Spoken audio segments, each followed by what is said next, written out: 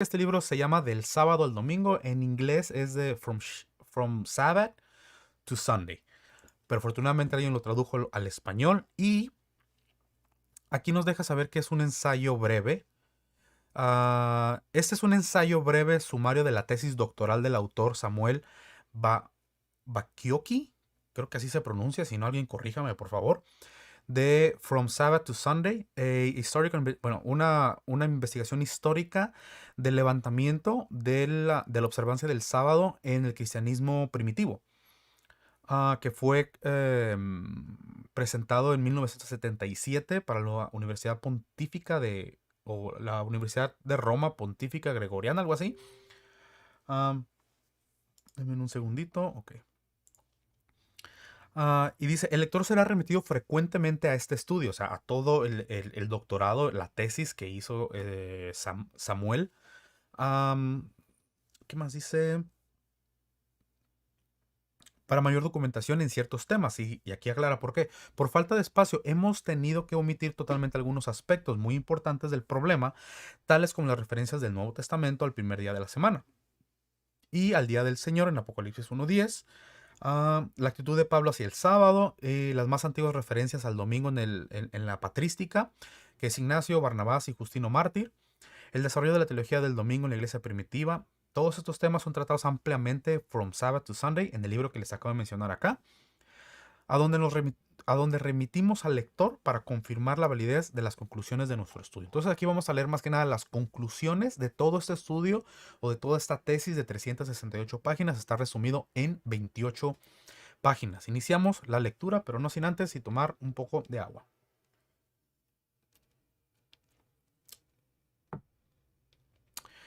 Por ahí Elizabeth pregunta algo, te la respondo después de este video, ¿ok? Ahorita les voy a pedir que me hagan preguntas acerca del libro. Pongan pregunta en mayúsculas, 2 puntos y su pregunta, para yo encontrarla rápido. Del sábado al domingo.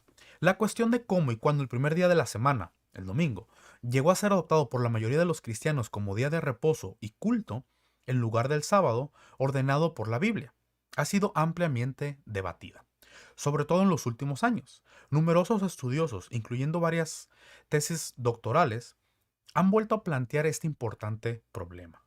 Estos renovados esfuerzos para averiguar las bases bíblicas e históricas del origen de la observancia del domingo reflejan el deseo de devolverle su vigencia y validez a un tiempo en que las presiones sociales y económicas están amenazando su supervivencia.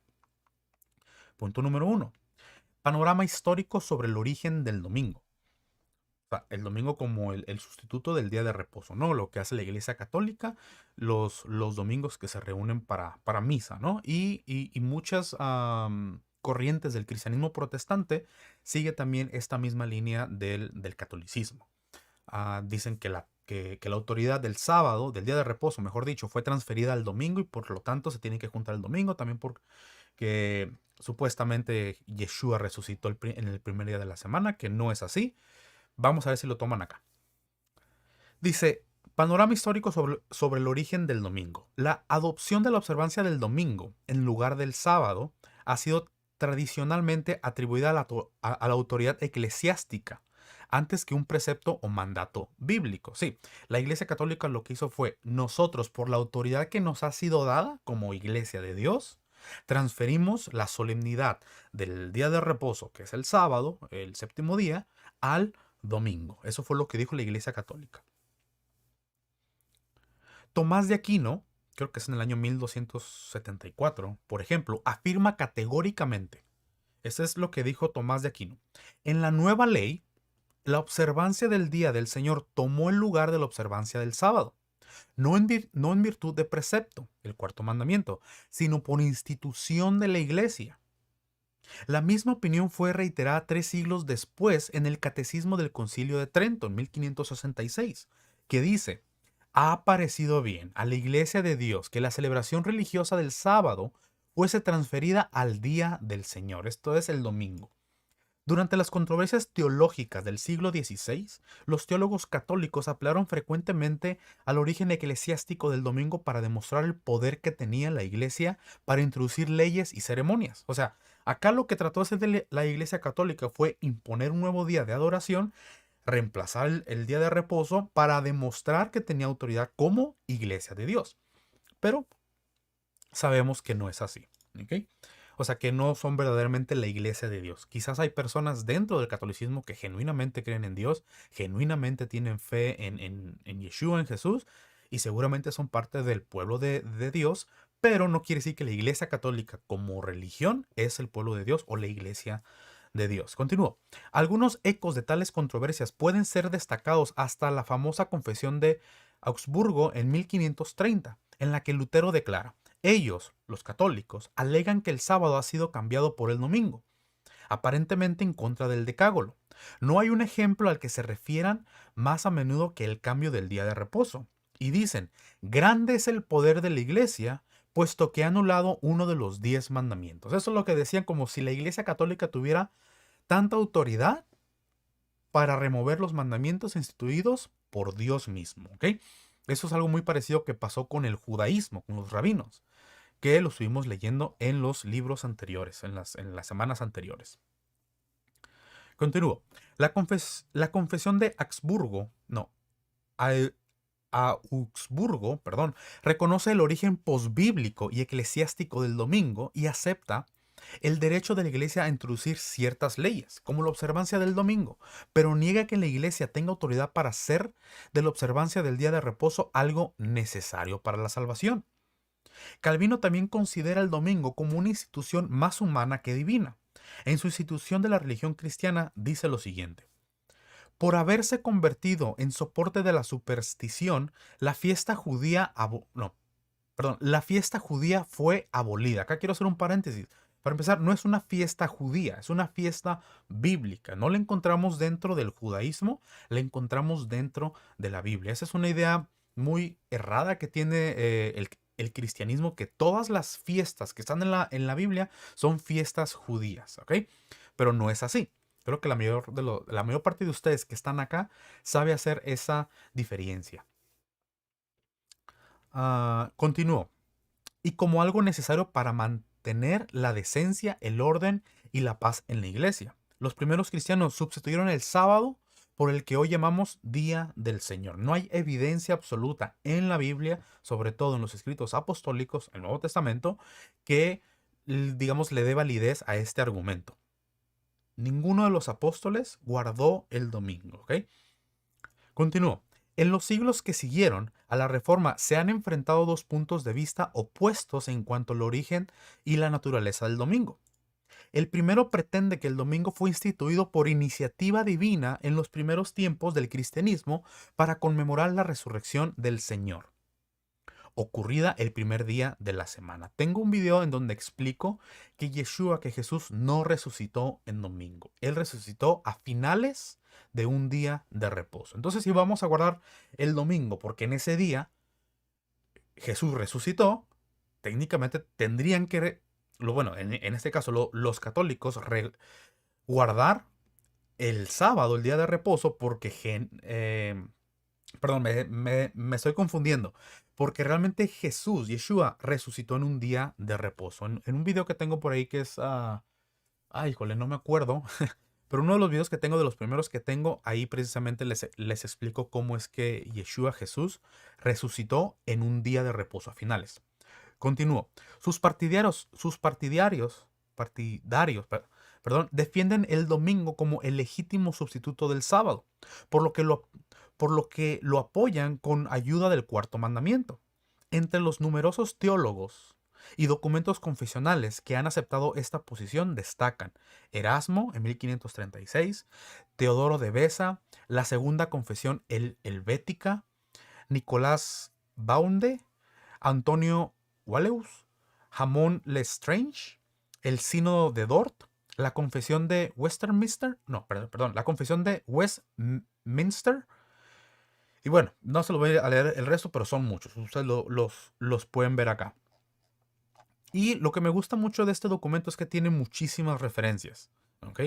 Tiene muchísimas notas importantes que le dan validez a lo que está citando, ¿no? A ver, a ver. Permítanme, me cambió acá la tipografía. Y se ve un poco raro. Vamos a ver, denme un segundo. Denme un segundo en lo que abro de nuevo el documento a ver si se carga la tipografía correcta.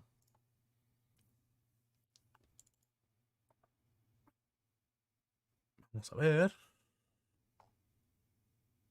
Vamos a ver. Vamos a ver. Oh, oh. No, no se cargó. Bueno, ni modo. Así lo continúo, no pasa nada. Espero que lo puedan ver bien. Ese es el problema, que ustedes no lo pueden ver, miren, porque quiero leer esto. ¿Cómo le hacemos? ¿Cómo le hacemos? Hay una forma de editar el documento. Déjenme ver nada más. Discúlpeme por el retraso. Vamos a ver si podemos editar el... ¿Qué tipografía es la que está acá? Esta es Times Roman. ¿Por qué no se ve bien?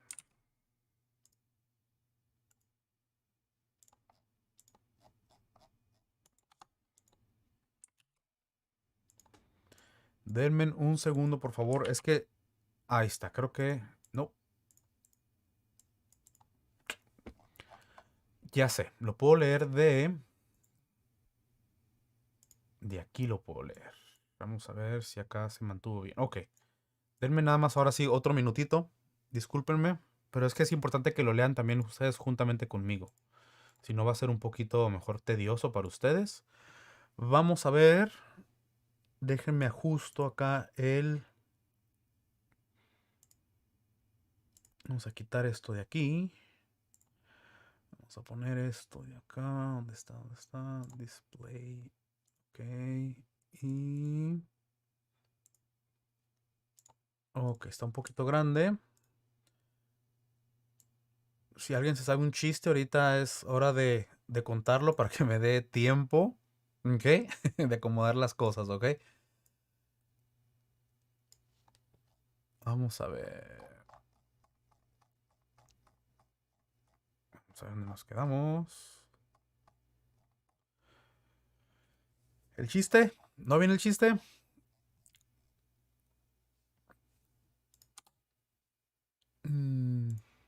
Bueno.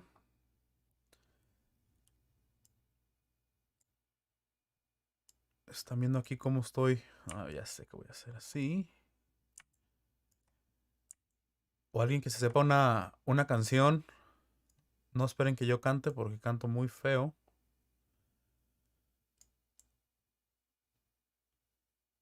Vamos a ver. Voy a poner este aquí. Sí. Bueno.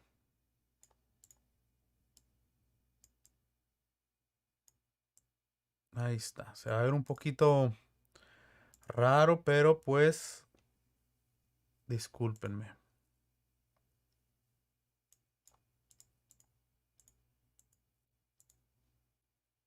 Así para que sea oficial.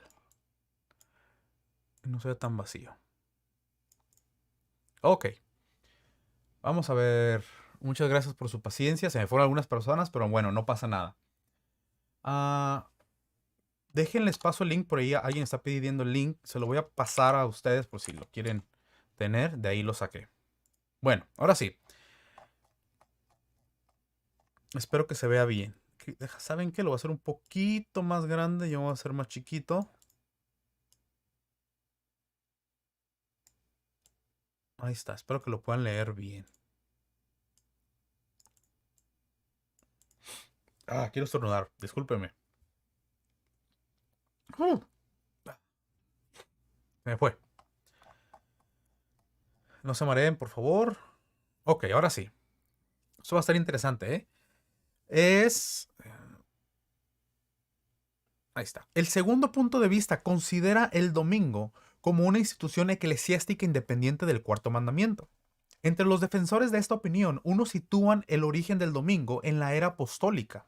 Ojo, unos sitúan el origen del domingo, fíjense lo que dice, en la era apostólica, o sea, cuando estaban los apóstoles, y otros más tarde. Ambos afirman que esta institución fue introducida por razones principalmente prácticas, concretamente para dar al pueblo el tiempo libre necesario para asistir a los servicios religiosos.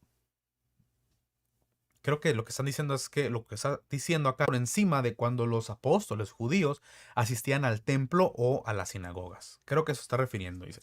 Esta opinión ha fomentado en general un tipo de observancia del domingo más permisivo. O sea, no tan, digamos, no tan legal, no tan, no como si fuera mandamiento, sino más flexible. En la que se autoriza en la que se autoriza el trabajo, los deportes y las diversiones. Los máximos exponentes de esa posición son la Iglesia Católica, Lutero, con algunas diferencias, Calvino, William Tyndale, y todas las personas que se mencionan acá, que supongo que son personas conocidas a nivel religioso. Y acá están las notas. Continúo. La controversia en torno al origen y la naturaleza del domingo sigue en pie.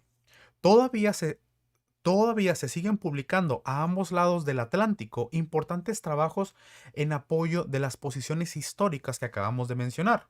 Recientemente, las posiciones están como sigue. Por una parte, especialistas tales como esas personas que se mencionan acá, no voy a mencionar sus nombres porque es un poco difícil, y el equipo formado por R.T. Beckwith y W. Stott sostienen que el domingo es una institución bíblica. No hay evidencia bíblica del domingo. No hay ningún versículo que diga deben de ahora guardar el primer día de la semana. ¿Ok? Establecida en la conmemoración de la resurrección de Cristo. Recordemos, Cristo Yeshua resucitó al final de un día de reposo, no en un domingo. Como legítima sustitución del sábado por el primer día de la semana. Por consiguiente, el domingo es, según ellos, el sábado que los cristianos deberían observar de acuerdo con el cuarto mandamiento. Los partidarios de la otra posición, sin embargo, niegan toda base bíblica para la observancia del domingo y rechazan cualquier relación entre el domingo y el cuarto mandamiento. Mantienen que, contrariamente al sábado, el domingo no surgió como día de reposo, sino como un tiempo para dedicar al culto antes o después de las horas de trabajo. El domingo se convirtió en un día de descanso en el siglo IV, como consecuencia del decreto de Constantino del año 321. No hay acuerdo entre los defensores de esa tesis acerca de la fecha concreta del origen de la observancia del domingo. Para Willie Rutherford, por ejemplo, esta debería fijarse en relación con las apariciones de Cristo resucitado, las cuales habría sentado las bases para una celebración eucarística semanal cada domingo. Acá quiero hacer un pequeño comentario. Había dos posiciones. Bueno, hay dos posiciones. Una posición que dice que el domingo sustituyó o reemplazó el sábado o el día de reposo. Y hay otra posición que dice que realmente no es ninguna sustitución, que no es un reemplazo, sino es una institución de la Iglesia Católica. ¿Ok? Entonces, unas personas sostienen que es un reemplazo, otras personas dicen no, es una institución de la Iglesia Católica.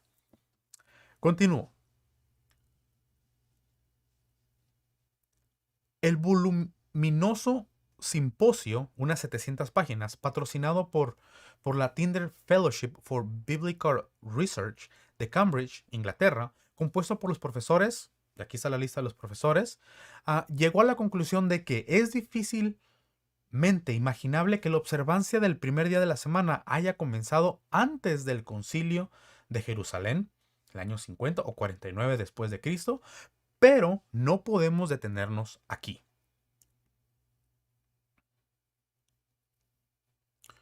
Debemos llegar hasta reconocer que la observancia del primer día de la semana no puede ser tomada en un modo alguno como un fenómeno de la era apostólica. Healy H. Ward sugiere un origen del domingo ligeramente más tardío. En su libro Space Age Sunday, el domingo en la era espacial, sostiene que el domingo no surgió en aproximación al sábado, sino en oposición a él, en el periodo que va de la primera a la segunda guerra judaica.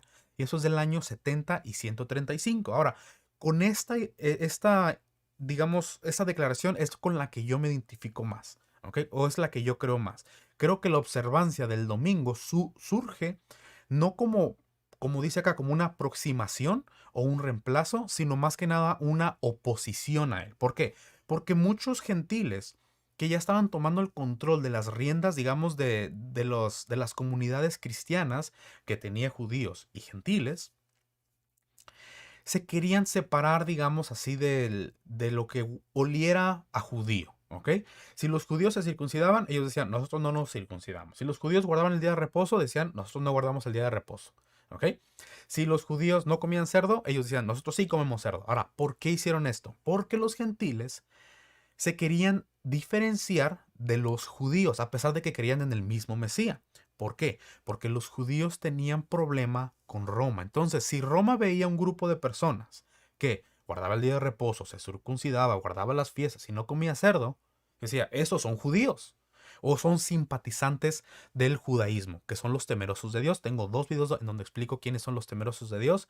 Se los recomiendo para que lo vean. Pero eso es lo que les quería dejar saber. En esta época del año 70 hacia el año 135, que en el año 70 fue, bueno, desde el año 66 hubo una guerra entre Roma y los judíos, y también en el año 114 y en el año 133, creo, hubo otras 2 guerras. Entonces, los judíos tenían muchos problemas con los romanos. Entonces, los gentiles decían, nosotros no somos judíos. O sea, no tengas problema con nosotros, Roma, ellos son los judíos. Entonces, para no juntarse los sábados con los judíos, dijeron, vamos a juntarnos el domingo, el primer día de la semana, ¿no? Y se toman de, ya más adelante, ¿ok? No, no en el primer siglo, quizás ya en el segundo siglo y tercer siglo, se toman de Hechos capítulo 21, versículo... No, Hechos capítulo 20, perdón, en donde dice que reunidos los apóstoles el primer día de la semana para partir el pan, en esa historia, y se basan de ahí y dicen, miren, ven, acá los apóstoles se juntaban el primer día de la semana, ¿ok? Pero si hacen un estudio rápido, se van a dar cuenta que realmente estaban reunidos ellos por el día de reposo, y justo cuando se terminó el sábado en la tarde, empieza el primer día de la semana. O sea, los apóstoles ya estaban reunidos todo el día de reposo juntos. Tengo un estudio que se llama Hechos capítulo 20, versículo 7, creo, donde explico precisamente esto. Continúo. Recuerden, si tienen preguntas, pongan pregunta, 2 puntos y su pregunta para yo, si puedo respondérselas. Continúo. Para él, uno de los factores que favorecieron el paso del culto sabático el primer día de la semana y las causas de la observancia del domingo fue en Jerusalén, en tiempo de los apóstoles y para conmemorar la resurrección de Cristo, o fue en otro lugar más tarde y por otras razones. Aclarar y verificar el origen histórico de la observancia del domingo es de suma importancia para determinar su validez en el cristianismo actual. Se cortó, me están diciendo que se cortó, que ya regresó. Ok, no me di cuenta si se cortó, discúlpenme, lo acabo de ver, ok, su comentario, pero me dicen que ya estoy de regreso. Continúo, la resurrección de Cristo y el origen del domingo. La resurrección de Cristo y sus apariciones en el primer día de la semana han sido consideradas como las razones principales del abandono del sábado y su sustitución por el domingo como día de culto. Pero, ¿es eso lo que se desprende de los más antiguos documentos? Mi análisis personal de las fuentes me ha mostrado que esa idea se basa en fantasías y no en hechos. No se puede encontrar en el Nuevo Testamento ni un solo texto que indique o sugiera que la resurrección de Cristo fue conmemorada como con un día especial. De hecho, en el Nuevo Testamento el domingo no es llamado nunca día de la resurrección, sino simplemente el primer día de la semana, como por siglos lo habían hecho los judíos. En ningún lugar del Nuevo Testamento se dice que en la Santa Cena se celebrase en domingo o que ésta sirviese para conmemorar la resurrección de Cristo. Pablo, que pretende transmitir lo que había recibido del Señor en 1 Corintios capítulo 11, versículo 23, da a entender repetidas veces que la celebración de este rito no tenía hora ni día fijo, cuando se reúnen juntos. Y hablando de la celebración de la Cena del Señor, dice que su función es anunciar la muerte del Señor hasta que Él vuelva. Lo que Pablo menciona es el sacrificio de Cristo y no su resurrección. El hecho de que Cristo haya resucitado en domingo, ojo, no resucitó en domingo, creo que esta persona creía que había resucitado en domingo, pero no fue así, fue en un sábado, en un día de reposo al finalizar. Continúo. Es suficiente para deducir que los cristianos deberían celebrarlo, guardando el primer día de la semana como día sagrado. A primera vista, el acontecimiento de la resurrección implica más acción que descanso, al menos por dos razones. En primer lugar, porque la resurrección no marca el final de la misión redentora de Cristo, que terminó el viernes por la tarde cuando el Salvador dijo todo está cumplido en Juan capítulo 19 versículo 30. Acabo de hacer una aclaración. Cuando Yeshua dice todo consumado es o todo está cumplido, no está diciendo que todo lo que estaba, digamos, en la ley de Moisés había sido cumplido y ya no se tenía que cumplir, ¿ok? Obviamente no, porque hay profecías que aún no se han cumplido. Entonces, ¿cómo es posible que le vamos a creer al Mesías? O sea, que vamos a creer que el Mesías cumplió todo en el madero cuando hay literalmente profecías que no se han cumplido. Entonces, cuando el Mesías dice eso, dice consumado es. ¿Qué fue consumado en ese momento? El pecado, el sacrificio que él se estaba dando a sí mismo para la paga del pecado. Dijo justo antes de morir, consumado es. Ya estoy a punto de morir. Aquí se acaba el pecado del mundo. Bueno, no se acaba, perdón, sino se paga el pecado pasado, los pecados presentes y los pecados futuros. Un sacrificio hecho una vez y para siempre, como dijo el autor de Hebreos. Entonces, como el autor es adventista, obviamente va a tener, cree en esta posición, que cuando dijo que es consumado es, se estaba refiriendo a toda la ley, pero no. Continuó, y después reposó el sábado en la tumba. Ahora, otro detalle importante, Jesús no murió en un viernes, es imposible porque tenía que pasar 3 días y 3 noches en la tumba. Pero si muere un viernes, nada más estuvo 2 noches y un día en la tumba, entonces realmente Yeshua murió el día miércoles. A ver, miércoles a jueves, de jueves a viernes. Sí, el día miércoles al caer el sol. Dice, en segundo lugar, porque la orden dada por el Señor resucitado no fue, venid aparte y celebrad mi resurrección. Exacto, sino, id y decid a mis hermanos que vayan a Galilea. Id pues y haced discípulos en todas las naciones bautizándolos. Id a mis hermanos, apacientad a mis ovejas. Ninguna de esas declaraciones da pie para deducir que la resurrección debería ser celebrada mediante el descanso y el culto del domingo. En tal caso, si vamos a celebrar la resurrección, la vamos a celebrar el día de reposo. ¿Por qué? Porque en ese día fue cuando Él resucitó. En tiempos del Nuevo Testamento se conmemoraba la resurrección junto con la Pascua, como se hace hoy en muchos sectores del cristianismo. Ese no parece ser el caso. Pablo insta a los corintios a celebrar la fiesta, Pascua, y la fiesta de los panes sin levadura también, en la que Cristo, que es el Cordero de nuestra Pascua, fue muerto en sacrificio por nosotros. Personalmente sí creo que cuando nosotros celebramos la Cena del Señor, realmente estamos celebrando Pesaj, Pascua, ¿ok? Pero bueno, obviamente este autor no. Pablo insta a los corintios a celebrar la fiesta Pascua en la que Cristo, que es el Cordero de nuestra Pascua, fue muerto en sacrificio por nosotros. Es el sacrificio de Cristo y no su resurrección lo que aparece asociado explícitamente con la Pascua. Claro, porque Pablo dijo que Yeshua era la Pascua de Yahweh. El mismo significado lo encontramos en los más antiguos documentos que tratan de la celebración de esta fiesta. La Epístola de los Apóstoles, documento apócrifo de en torno al año 150, insta a celebrar la memoria de mi muerte, a saber, la Pascua. La pasión y muerte de Jesús es también el tema central del sermón de Pascua de Melitón, hacia el año 170, en el que el término Pascua es erróneamente explicado como una forma derivada del verbo sufrir tou patiem. Shabbat Shalom a todos, bienvenidos. Les recuerdo, si tienen alguna pregunta, pregunta con mayúsculas y luego su pregunta. Una homilía de Pascua de un obispo de Roma,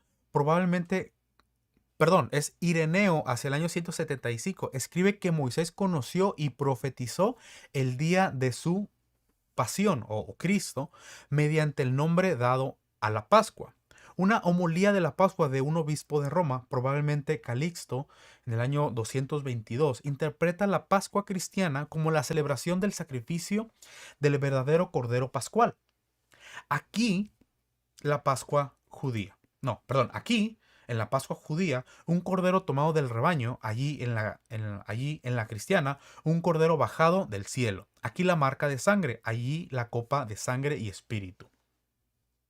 Marcel Richard, en su análisis de esos documentos, expresa su sorpresa de que la memoria de la resurrección sea incluso menos evidente en esta homilía de Pascua que en la de Melitón.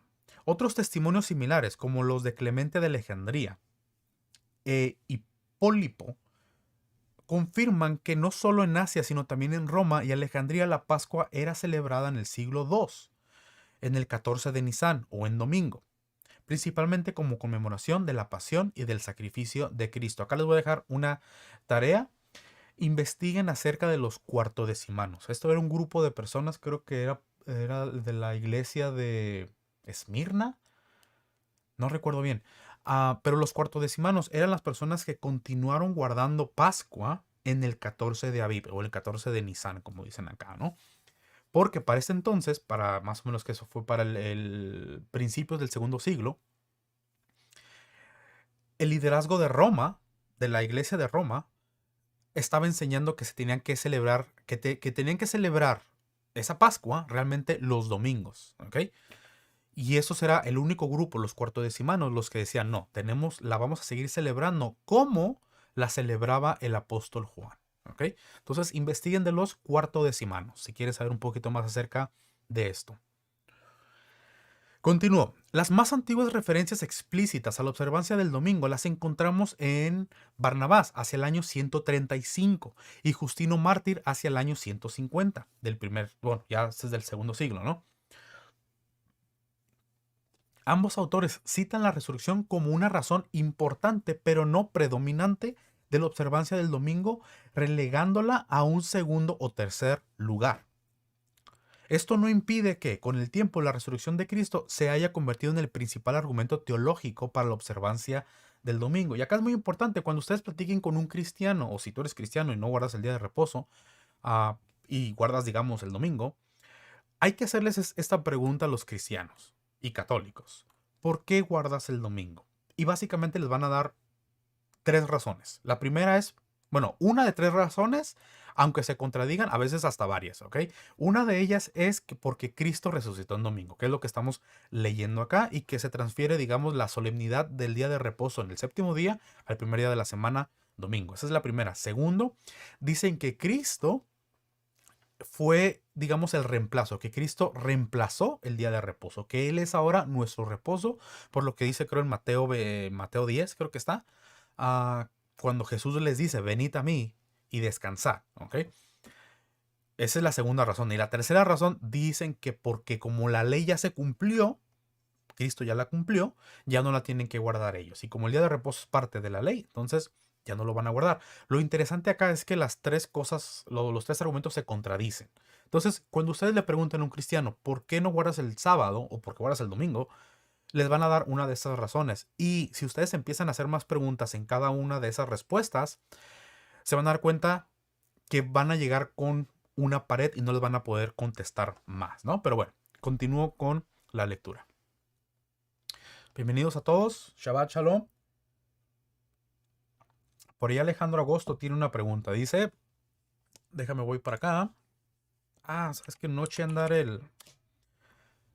este aparatito. Denme un segundito nomás para mostrar la pregunta de Alejandro. A ver si funciona. Nope. Listo, acá está. Vamos a ver si aparece. Creo que no, pero bueno. Dice, pregunta, no entiendo por qué hasta donde tengo entendido los adventistas guardan la ley, especialmente el sábado. Alejandro, para empezar te quiero dejar saber que no soy adventista, ni la mayoría que estamos acá somos adventistas. Quizás compartimos la idea de que debemos de guardar el día de reposo o el sábado, pero no somos adventistas, ¿ok? Entonces, eso es lo primero que te quiero aclarar. Y dices, ahora, ¿por qué guardamos la ley? Porque Cristo, Yeshua, Jesús, enseñó que Él no vino a quitar la ley, no vino a abolir la ley. Incluso en Mateo 23 nos da el mandamiento específico, nos dice, todo lo que les digan de Moisés, háganlo y guárdenlo. Entonces, si vamos a seguir a Jesús y sus palabras, también tenemos que seguir esas palabras. Ahora, sé que hay muchos argumentos para refutar eso que te estoy diciendo. Hay muchas citas bíblicas que, digamos, pueden funcionar o te pueden ayudar para refutar lo que estoy diciendo. Por ahí tengo varios videos, entra en mi canal, en diferentes videos. Ahí de seguro hace unas semanas subí un video que se llama Si los cristianos deben de guardar la ley y el día de reposo. Ahí prácticamente respondo a tu pregunta. Entonces, no la voy a contestar ampliamente acá. ¿Ok? Entonces, gracias por tu pregunta. Continúo con la lectura. Punto número 3. Dice, ¿fue la iglesia de Jerusalén la primera en observar el domingo en lugar del sábado? Esta creencia popular se apoya en varios supuestos. Se pretende, por ejemplo, que puesto que la resurrección y algunas de las apariciones de Cristo ocurrieron en domingo en Jerusalén, el culto dominical debió haber surgido allí mismo. Ahora, ¿por qué? En Jerusalén recordemos que estaba, digamos, el liderazgo de la secta judía nazarena, de aquellas personas que creían que Yeshua era el Mesías, a la cual judíos y gentiles se adherían cada vez más, o con el paso del tiempo, ¿no? Entonces, si había un anuncio que se quería hacer o algo que se quería tratar, tenían que recurrir a la iglesia de Jerusalén. ¿Por qué? Porque en Jerusalén estaban la mayoría de los apóstoles que caminaron juntamente con Yeshua. Entonces, siendo ellos los líderes, allá se tenían que tratar las cuestiones, y es lo que pasa en Hechos 15. Cuando Pablo se encuentra a los judaizantes en Hechos 14, bueno, en Hechos 15, que predicaban que tenían que, los gentiles que tenían que guardar la ley oral, Pablo y Bernabé van a Jerusalén a tratar este asunto con los demás apóstoles, ¿ok? Y de ahí iba a salir un mensaje, una carta para todas las iglesias que estaban alrededor, en Asia, en Judea, en Galilea, en Samaria, y a diferentes partes del mundo en donde hubiera una iglesia, ¿no? Entonces, es por eso que es muy importante saber si la idea o el concepto de guardar el sábado o el día de reposo en domingo surgió en Jerusalén, o sea, con el liderazgo de los apóstoles. ¿Dónde me quedé?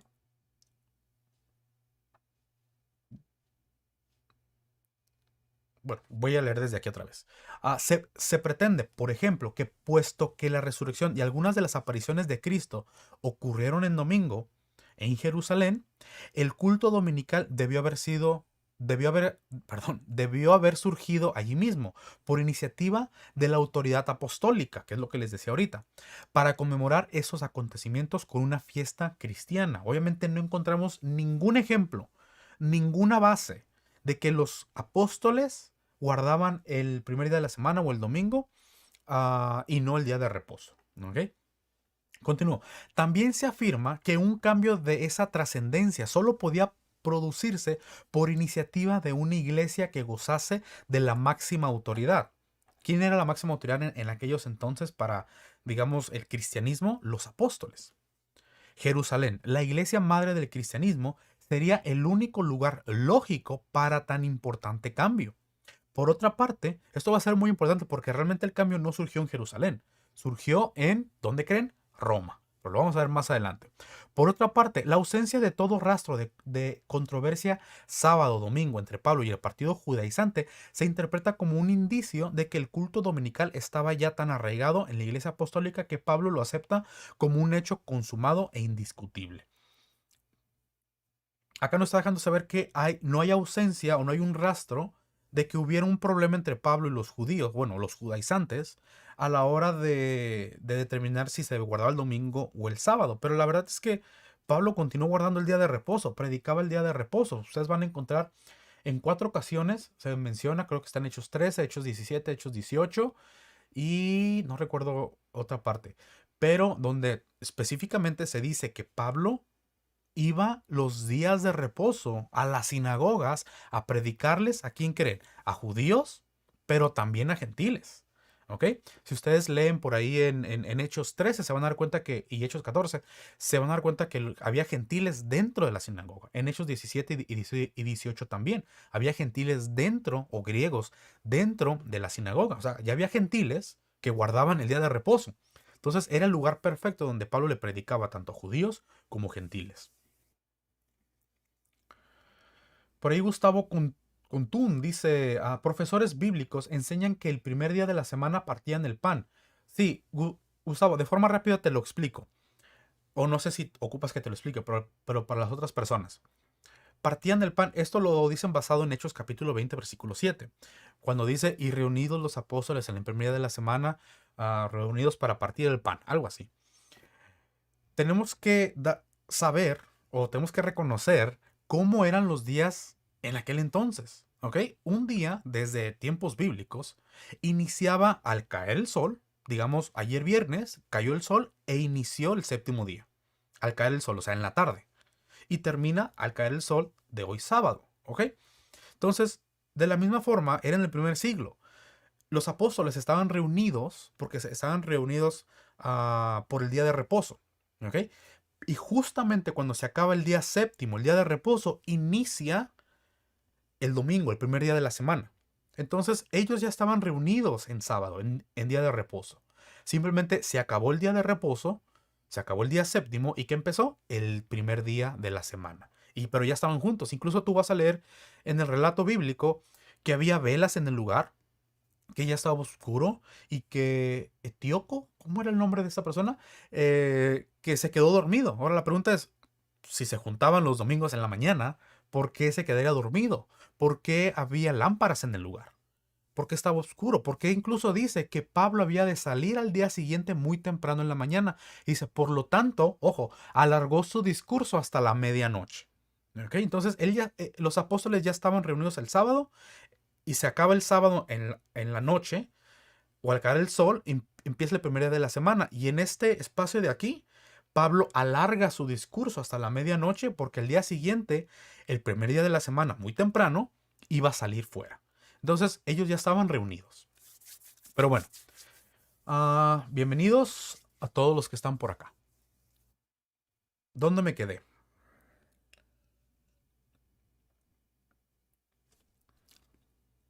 Sí, acá abajo. Dice, ahora bien, esas suposiciones pueden realmente ser defendidas con los datos históricos con los datos históricos de que disponemos. Evaluemos objetivamente las evidencias y encontraremos la respuesta. Shabbat Shalom, Jorge, bienvenido. Dice, composición étnica y orientación teológico. Y orientación teológica debería ser. El libro de los Hechos, al igual que otros documentos judeocristianos, demuestran convincentemente que tanto la composición étnica como la orientación teológica de la iglesia de Jerusalén era profundamente judía. Perfecto. En repetidas ocasiones a lo largo de todo el libro de los Hechos, Lucas registra conversiones masivas de judíos. Hechos 2, Hechos 4, 5, 6, 7, 9, 12, 13, 14, 17, 21. Esos conversos incluían judíos devotos, muchos de los sacerdotes y muchos miles de judíos que sido y seguían siendo, no, que habían sido y seguían siendo, en el original dice son, celosos de la ley. O sea, acá no había ningún problema, fíjense, acá no hay ningún problema con creer en Jesús, en Yeshua y guardar el día de reposo. ¿Ok? No hay ningún conflicto como la iglesia cristiana lo presenta hoy en día. Dice, si tú crees en Cristo, no tienes que guardar el día de reposo, ya sea por los tres argumentos que les mencioné ahorita. Continúo. Dice, Jacob Jewell analiza esas referencias y concluye que, según el texto de Lucas, la misión cristiana entre judíos había sido muy fructífera. Esos miles de judíos conversos nunca son considerados como un nuevo Israel, sino como parte del antiguo Israel, reformado de acuerdo con las promesas que Dios había hecho en el Antiguo Testamento. Perdón. Hechos 15, del versículo 16 al 18, es la parte donde Jacobo menciona la profecía de Amós capítulo 9. En Hechos 1, en Hechos 3 también.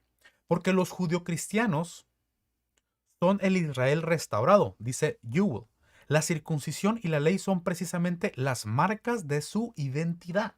Ahora, si Pablo nos dice en Romanos 11 y en Efesios 2 que un gentil deja de ser gentil y pasa a ser parte del pueblo de Israel, esto quiere decir que las marcas de identidad de un israelita de Israel o de los israelitas debe ser guardar la ley y la circuncisión. Entonces, no importa que uno sea gentil, porque cuando creemos en Yeshua, en Jesús, como el Mesías de Israel, pasamos a formar parte del pueblo de Israel. Por lo tanto, todos los mandamientos, todos los pactos, todas las promesas hechas al pueblo de Israel son también para nosotros que venimos de origen gentil. Y esto Pablo lo explica en Romanos capítulo 11 cuando explica el olivo silvestre y el olivo natural. ¿Ok? Continúo. Esta reconstrucción de la eclesiología sí, de Lucas es quizá demasiado monolítica. Ewell parece valorar excesivamente el papel de los judíos conversos en la reconstrucción de Israel y no tener y no tener suficientemente en cuenta el impacto del ministerio y las enseñanzas de Cristo tuvieron sobre los gentiles. Sin embargo, no se le puede discutir que Lucas concede gran importancia a la ley mosaica y que la iglesia primitiva, ojo, y los judio-cristianos eran celosos cumplidores de la ley.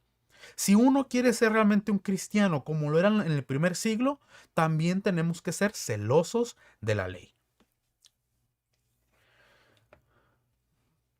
Por acá ya está Jesús Jesús Fernando, mi amigo, así se llama. Se llama Jesús Fernando.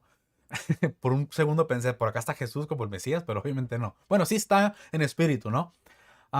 Muchas gracias a todos por sus comentarios. En unos minutos más, vamos a ver, en 30 minutos más, un poquito menos, vamos a estar platicando con Fernando. Vamos a continuar la práctica de la semana pasada, ¿ok? Entonces, me voy a leer creo yo, unos 15 minutos más. Y hasta aquí lo vamos a dejar para prepararme para la llamada con Fernando, ¿ok? Continúo. En el libro de los Hechos, los cristianos de Jerusalén aparecen como judíos piadosos que asisten al templo, practican y defienden la circuncisión y se alimentan de las escrituras cada sábado en las sinagogas. O sea, si nosotros fuéramos gentiles, bueno, si nosotros como gentiles nos hubiéramos convertido en cristianos, pero en el primer siglo, hubiéramos asistido a las sinagogas a escuchar el libro de Moisés. Eventualmente nos íbamos a circuncidar e íbamos a guardar todos los mandamientos que nos competen a cada uno de nosotros. Continúo. La asistencia a la sinagoga en sábado no es una práctica cristiana circunscrita a Jerusalén. Lucas presenta a Pablo asistiendo, ojo, regularmente a las sinagogas en sábado, según su costumbre, Hechos 17, que es el capítulo que les mencionaba, con judíos y griegos. Hechos 18 también se los dije, Hechos 13 y 14.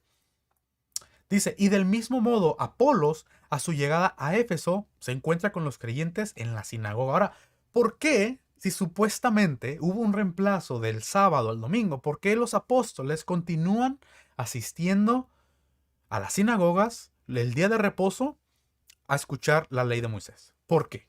¿Por qué? Porque era lo que tenían que hacer, porque era un mandamiento. Y de la misma forma lo tenemos que hacer nosotros. Ahora, dice acá, el papel de Santiago. El profundo arraigo que tenían las tradiciones religiosas judías. Ojo, no son tradiciones religiosas judías, son mandamientos bíblicos, ¿ok? Simplemente que el autor tiene esta idea de que eran tradiciones religiosas judías, ¿ok? Pero bueno, eran tradiciones religiosas bíblicas. En la iglesia de Jerusalén aparecen claramente los esfuerzos de Santiago por defender la ley, en Hechos 15, versículo 1, 24, y en Gálatas 2:12. Su elección como dirigente de la iglesia de Jerusalén parece apoyada por los sacerdotes y fariseos conversos, precisamente por su incuestionable adición a la ley. Recordemos que Jacobo era el hermano de Yeshua, del Mesías. Bueno, el medio hermano. Varios documentos judio-cristianos que confirman este hecho mencionan también el factor sangre. Siendo hermano del Señor, Santiago podía apelar a su parentesco con Cristo para asumir legítimamente las responsabilidades de sumo sacerdote cristiano, lo que muestra cuán fuerte era la orientación judaica del nuevo liderazgo. Ojo, no es que sea una orientación judaica, ¿ok? Era una orientación bíblica. Pero lo realmente importante para nuestro estudio sobre el presunto origen jerosolimitano del culto dominical es la actitud básica de Santiago y sus partidarios hacia las obligaciones legales del Antiguo Testamento. Vamos a ver cuánto nos hace falta. Bueno, continúo. En el primer concilio cristiano, en Hechos 15, que tuvo lugar en Jerusalén entre los años 49 y 50, hubo una gran discusión. Ojo, les quiero dejar saber, tengo un estudio de 5 videos, amplio, a profundidad, de lo que pasó en Hechos 15. De verdad se los recomiendo todo y se van a todos y se van a dar cuenta de muchísimas cosas que cuando uno no conoce el contexto bíblico e histórico, obviamente no se da cuenta y no puedes entender correctamente Hechos 15. Pero aquí dice que hubo una gran discusión acerca de la legitimidad de los cristianos de origen gentil, fuesen o no eximidos de la circuncisión. Acá le voy a hacer un paréntesis porque es importante.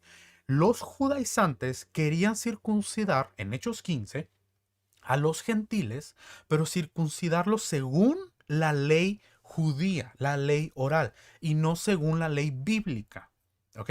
Los judaizantes querían imponer las leyes y mandamientos de hombres. Es por eso que Pablo y Bernabé tuvieron una gran discusión con ellos. Ahora, ¿cómo sé esto? Porque si ustedes leen el primer versículo de Hechos 15, dicen que se tenían que circuncidar a los judíos, digo, a los gentiles, según el rito de Moisés. El rito de Moisés no lo encontramos en ninguna parte en las escrituras. ¿Ok?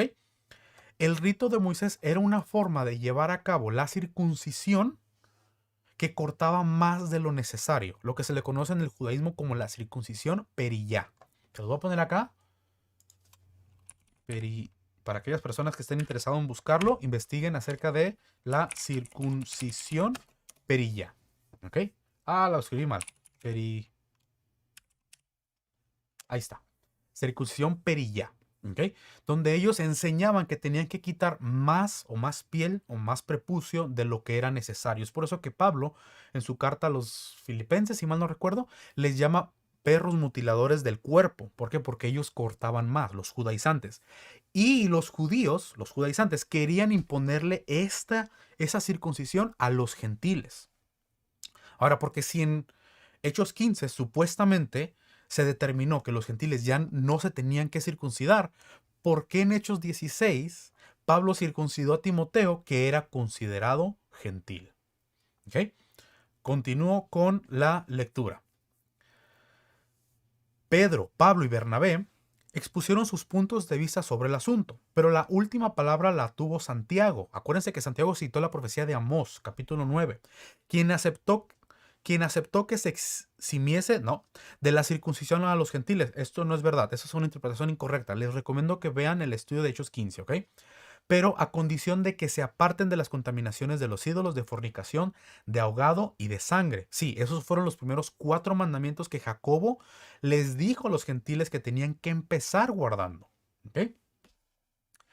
Dice, porque Moisés desde tiempos antiguos tiene en cada ciudad quien lo predique en las sinagogas donde es leído cada sábado, cada día de reposo. ¿Ok? Entonces, si supuestamente los gentiles no tenían que guardar la ley de Moisés, ¿por qué Jacobo agrega este comentario? Y dice, que guarden esos 4 mandamientos porque Moisés tiene quien lo predique en las sinagogas cada día de reposo. O sea, está diciendo, está confirmando que los gentiles ya asistían a la sinagoga, que guardaban el día de reposo y que cuando escucharan a Moisés, iban a guardar los mandamientos que Moisés les enseñaba. Continúo. La importancia de la declaración de Santiago, que fue adoptada y respaldada por el concilio, reside en el hecho de que contiene varias disposiciones indiscutiblemente ceremoniales, la abstención de las contaminaciones de los ídolos, de ahogado y de sangre. La marcada preocupación de Santiago y de los apóstoles, porque los gentiles respetasen las costumbres relacionadas con los alimentos y la contaminación ritual, hace difícil de aceptar la abrogación radical de un precepto tan hondamente arraigado como la observancia del día de reposo. La única excepción, la circuncisión, fue permitida en exclusiva a los hermanos de entre los gentiles. Hechos 15:23. No se contempla esa concesión para los judio-cristianos que siguieron practicando la circuncisión y defendiéndola. ¿Cómo estamos de tiempo? Leo 10 minutos más. Voy a leer algunas de sus preguntas rápido o comentarios y después nos vamos a pasar a la entrevista con Fernando, ¿ok? Continúo. Es digno de mención que la autoridad del decreto apostólico se apoya en los profetas. porque cita Amós capítulo 9, y el Moisés. Muchos especialistas han observado que las 4 disposiciones del decreto podrían resumir lo que Levítico 17 y 18 exige de los extranjeros que vivían entre israelitas. En ese caso, el decreto apostólico no representa una abrogación, sino una aplicación de la ley de Moisés a los nuevos creyentes de origen gentil. Ojo, como ya les expliqué, y discúlpenme si sienten que estoy haciendo muchas paradas, pero para mí es muy importante porque estamos leyendo, digamos, el libro de un cristiano, al fin y al cabo, adventista, que obviamente no se alinea con lo que nosotros creemos, y es por eso que les estoy explicando. Ahora, acuérdense que les dije, un gentil deja de ser gentil y pasa a formar parte del pueblo de Israel. ¿Ok? Entonces, por lo tanto, sí, un gentil que pasa a formar parte del pueblo de Israel recibe las mismas promesas y las mismas bendiciones que el pueblo de Israel, también recibe los mismos mandamientos, los mismos requerimientos y el mismo pacto que recibió Israel. ¿Ok?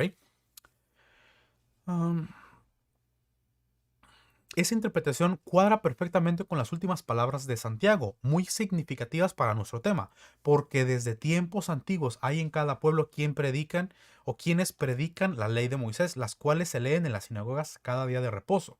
Aunque las palabras de Santiago han sido aplicadas a diferentes destinatarios, a gentiles, a cristianos, a ambos, a judeocristianos, a cristianos de tendencias fariseas, la mayoría de los intérpretes reconoce el carácter preceptivo que el apóstol concede la ley mosaica, tal y como se lea y predicaba habitualmente cada sábado en las sinagogas. Vamos a ver, vamos a leer una página más o dos. La última visita de Pablo a Jerusalén, entre el año 58 y 60, antes de ser aprendido.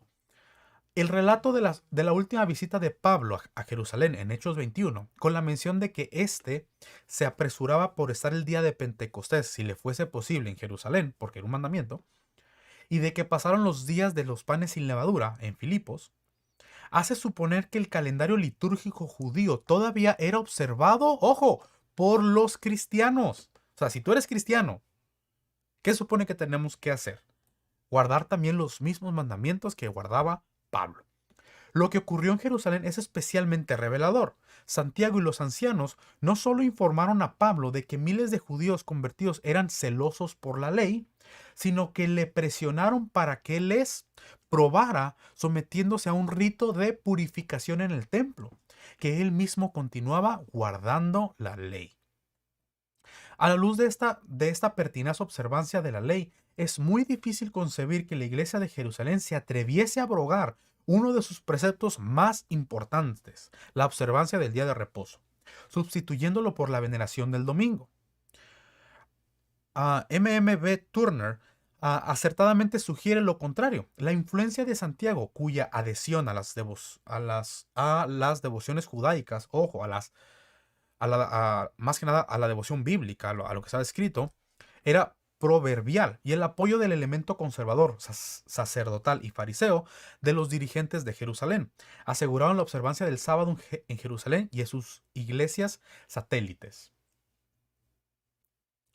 La iglesia de Jerusalén después del año 70. Difícilmente podía cambiar la situación después de la destrucción del templo, del año 70, obviamente. Los historiadores Eusebio y Epifanio confirman que en los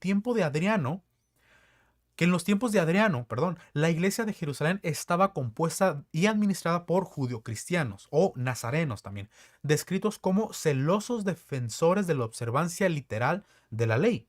Según Epifanio, la secta judio-cristiana de los nazarenos, considerados por su ortodoxia como los auténticos sucesores de la comunidad primitiva de Jerusalén, todavía observaban en el siglo IV. O sea, tenemos un grupo de personas que hasta el siglo IV continuaron guardando la ley de Moisés y creyendo en Yeshua el Mesías, entre otras prácticas del Antiguo Testamento, la circuncisión y el sábado. La conclusión está clara. La tradicional costumbre de guardar el sábado seguía practicándose entre los cristianos de Palestina, o mejor dicho, de Judea, mucho después de la destrucción del templo. Esta conclusión es confirmada por la llamada maldición de los cristianos, Birkat ha-Minim. Es una maldición o una oración que los judíos tenían que recitar en las sinagogas. ¿Ok? Que se maldecían a sí mismos si creían en el Mesías. Por lo tanto, los cristianos judíos, incluso cristianos gentiles, ya no podían seguir asistiendo a las sinagogas porque los forzaban a decir esa oración. ¿Ok? Una jaculatoria introducida en las oraciones de la sinagoga por las autoridades rabínicas palestinas hacia el año 80-90 para impedir que cristianos clandestinos participasen en los servicios judíos. Ahora, ¿por qué un cristiano iba a querer participar en un servicio judío si supuestamente ya el sábado quedó abolido? Ya no tenemos que seguir haciendo lo que los judíos hacen, o sea, guardar la ley. Entonces, ¿por qué había todavía en el años 80-90 la necesidad de prohibirle la entrada a los cristianos a la sinagoga? El que los cristianos de Palestina, de Judea, mejor dicho, siguieran participando en los servicios de la sinagoga, poco puede abogar en favor de su observancia del domingo. Así pues, los datos de la historia impiden hacer de la iglesia de Jerusalén la iniciadora de una innovación litúrgico de la trascendencia del culto dominical. De todas las iglesias cristianas, esa era precisamente la más aferrada por motivos raciales y teológicos a las tradiciones religiosas de Israel. Vamos a ver si alcanzo a leer acá el... Sí, leo este último pedacito y paso a leer sus comentarios, ¿ok? Y después nos pasamos a la entrevista, a la plática con Fernando. Las disposiciones de Adriano. En el año 135 trajo cambios radicales para el mundo judío. El emperador romano Adriano terminó de aplastar la segunda sublevación de los judíos. Acaudillada por Bar Kokhba en el año 132 al 35. Jerusalén se convirtió en una colonia romana. Los judíos, incluidos los judio-cristianos, fueron expulsados del país. Adriano promulgó una serie de disposiciones prohibiendo la práctica del judaísmo. Y en particular, ojo, fíjense lo que se prohíbe, la observancia del día de reposo en todo el imperio. Recordemos que Roma estaba esparcido por gran parte de Europa, Asia y hacia el sur de Judea.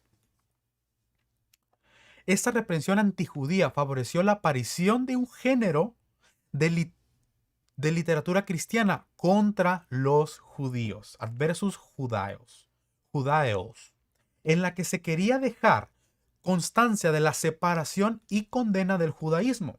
Se condenaban principalmente las costumbres más características de los judíos, tales como la circuncisión y la observancia del sábado. Existen indicios interesantes de que la observancia del domingo empezó a introducirse en estas circunstancias como un esfuerzo del cristianismo por dejar clara ante Roma su independencia del judaísmo. Prestemos atención a alguna de estas indicaciones. Es lo que les decía al principio. Los cristianos se empezaron a separar de los judíos, pero no porque, digamos, les caían mal o lo que sea, sino porque Roma tenía guerra contra los judíos. Entonces, si un gentil se asimilaba o se tenía comunión con los judíos, Roma iba a pensar que ese gentil era judío o era un simpatizante del judaísmo. Entonces, ¿qué empiezan a hacer los gentiles cristianos? Dejan de guardar el día de reposo para protegerse a sí mismos. Dejan de circuncidarse para protegerse a sí mismos. Dejan de guardar las fiestas bíblicas para protegerse a sí mismos. ¿Ok? Entonces, si tienen alguna pregunta, ahorita es cuando la tienen que hacer, porque en 6 minutos voy a terminar este stream y vamos a pasar al segundo stream, al segundo en vivo, donde vamos a tener una plática con Fernando. ¿Ok?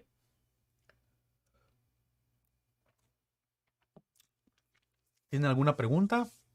Si no tienen preguntas, voy a leer algunos de sus comentarios.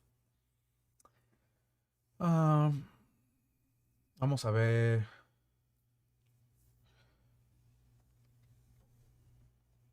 Enrique, muy buenos días, bienvenido. No sé si acabas de llegar, pero bienvenido. Preguntas, quejas o sugerencias, ahorita es cuando. ¿Ok? Hasta aquí lo vamos a dejar. La próxima semana a la misma hora vamos a estar continuando leyendo este libro. ¿Hasta qué página llegamos? Vamos a ver si nos dice. No me dice. Ah, sí, hasta la página 11. Entonces creo que a lo mejor lo vamos a hacer en 2 o 3 sesiones.